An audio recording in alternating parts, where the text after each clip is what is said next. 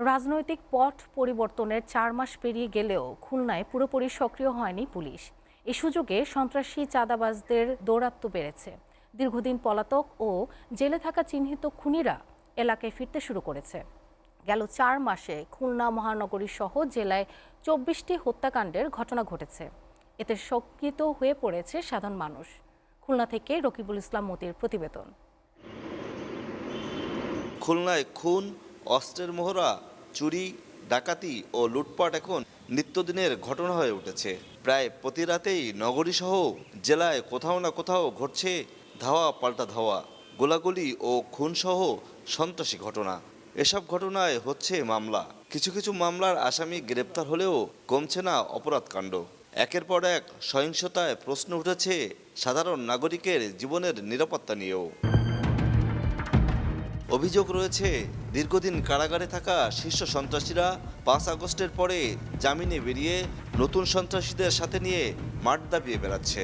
স্থানীয় প্রশাসনের উদাসীনতায় অপরাধীদের বেপরোয়া করে তুলেছে বলে অভিযোগ ভুক্তভোগীদের। দৃশ্যমান বাস্তবতায় আমাদের জন্য খুব বেদনাদায়ক। আমরা স্বাভাবিক মৃত্যুর গ্যারান্টি চাই।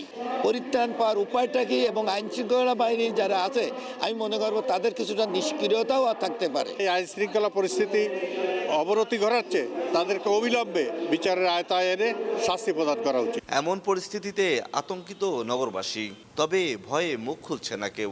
এই পরিস্থিতি নিয়ন্ত্রণে পুলিশ সহ আইন শৃঙ্খলা রক্ষাকারী অন্যান্য বাহিনীকে পদক্ষেপ নেওয়ার আহ্বান জানান নাগরিক সমাজের এই প্রতিনিধি। পুলিশকে সক্রিয় হতে হবে, যৌথ বাহিনী মাঠে আছে তাদেরকে সক্রিয় হতে হবে, এবং এ ব্যাপারে মন্ত্রণালয় সহ সরকার প্রধানের সামগ্রিক দৃষ্টি দিতে হবে। চিহ্নিত সন্ত্রাসীরা নজরদারির ভিতরে রয়েছে। আইন শৃঙ্খলা ঠিক রাখতে পুলিশ সর্বোচ্চ কাজ করে যাচ্ছে বলে জানান পুলিশের এই কর্মকর্তা। খুলনা মহানগরী এলাকায় যারা পরিবেশ অশান্ত করার চেষ্টা করছে, আমরা প্রত্যেককে আইডেন্টিফাই করতে পেরেছি এবং তারা আমাদের সার্ভিলেন্সে আছে, নজরদারির ভিতরে আছে। আমরা আশা করছি যে অতি শীঘ্রই তাদেরকে আইনের আওতায় আনতে পারবো।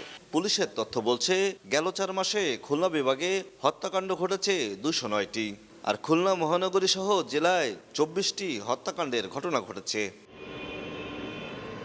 রকিবুল ইসলাম মতি, এসএ টিভি, খুলনা।